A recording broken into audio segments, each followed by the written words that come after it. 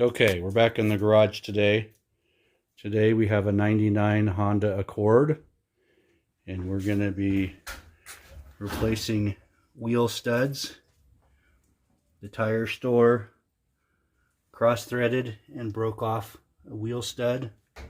So we're going to go through all of them and replace broken wheel studs and replace all the lug nuts with new lug nuts. So if you haven't seen this before, in order to do these, you take off the center cap. There's a large bolt. You pull that off, and then we're going to pull off the drum and the spindle, and we'll be able to knock out the stud and replace it with a new stud. So we got the drum off. We got the cap off. There's the cap we have to take off, and as you can see, looks like brand new. 170,000 miles. It looks like brand new. But our brake pads are looking pretty thin.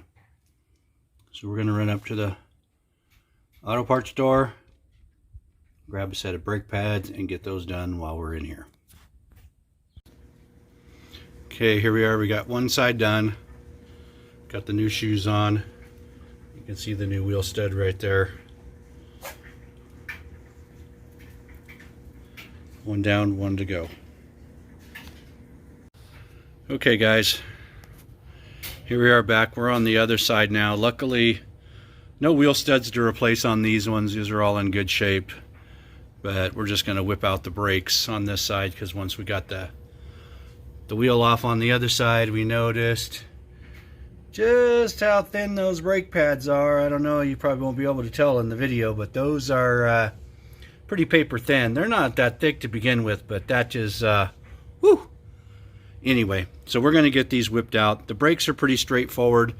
They're a little bit more complicated than I thought, where all the brake and the e-brake hardware goes in and meshes together. Was a little bit of a pain in the ass, but we ended up getting it out okay and getting it back together, so cool beans. So this is once again 99 Honda Accord. The reason why we tore into it today was to replace a couple of wheel studs, and we ended up replacing one wheel stud. We thought we had two, but we only had one, and then we realized that the brakes were bad, so we're going after the brakes and getting those taken care of. Probably going to come back with this car and do some more work. It's got a few other things that need to be addressed, and but we'll get to that later.